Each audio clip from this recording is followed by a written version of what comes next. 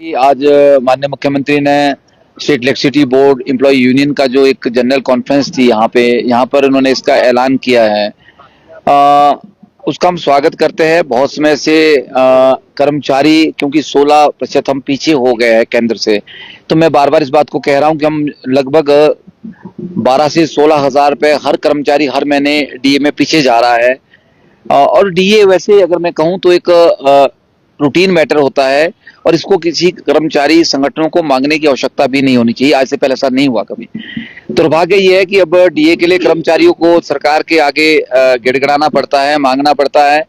और आज माननीय मुख्यमंत्री ने इसका ऐलान किया, ये बजट में भी इसका उन्होंने घोषणा की थी, उसके लिए हम धन्यवाद करते हैं।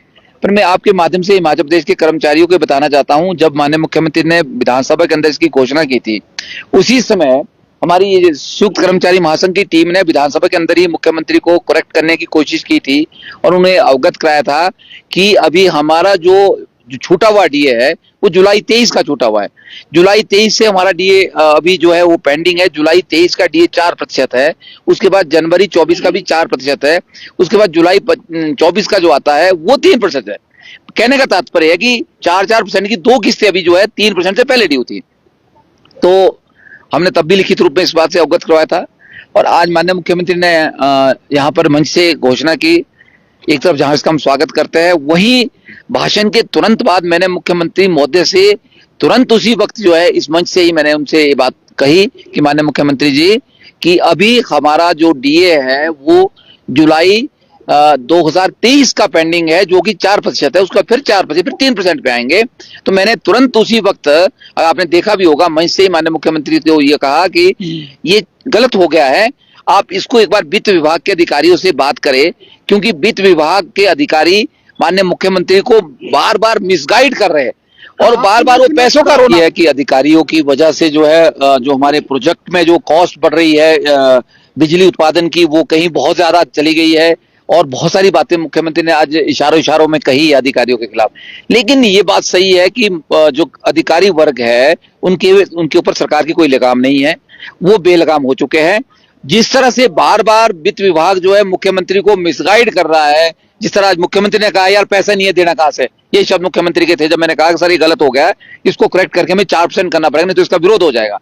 देखिए हमारी मजबूरी है, हमने पहले मुख्यमंत्री से इस बात को पहले भी कहा, आज भी मैंने कहा है, उसके बाद मैं मीडिया को बोल रहा हूं कि ये बात आज भी हम फाइनेंस के जो प्रिंसिपल सेक्रेटरी फाइनेंस और सेक्रेटरी फाइनेंस को हम जाके आज भी कहेंगे कि नोटिफिकेशन आप 4% की करें। और साथ में जो मुख्यमंत्री ने डीए की बात कही है, डीए के एरियर की बात कही है, एरियर तो उस डेट से ड्यू होगा जिस डेट को आपने छोड़ा है।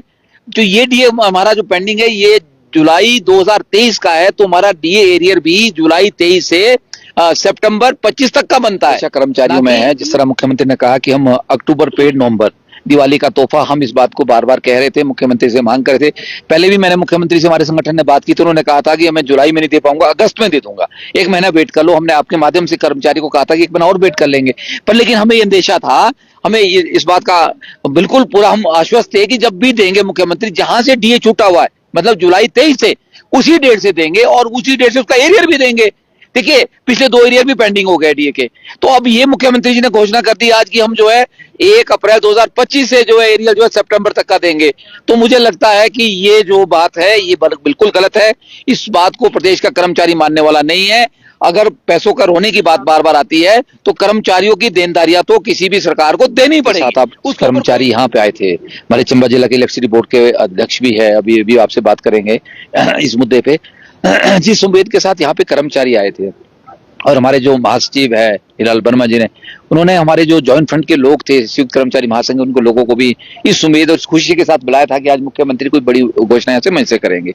लेकिन ऐसा नहीं हुआ और कर्मचारी अंततः मायूस होकर यहाँ से गए हैं और उन्होंने ये आश्वासन जरूर दिया है कि भविष्य में जल्दी हम इसके लिए कोई तरीका ढूंढेंगे कि क्या हो सकता है। अच्छा होता कि मुख्यमंत्री यहाँ से घोषणा कर लेते कि ठीक है, जब मैंने बाकी कर्मचारियों को दे दिया है, जब हमने कर्मचारियों को ओपीएस दिया है, 1972 की पेंशन दी है, तो इलेक्ट्रिसिटी बोर्ड का जो कर्मचारी है वो पहले से 1972 की पेंशन ले रहा है, कोई नया नियम नहीं था। उसी नियम को अमेंड करना था कि जो लोग अब 2000 जब छूटी है पेंशन 2003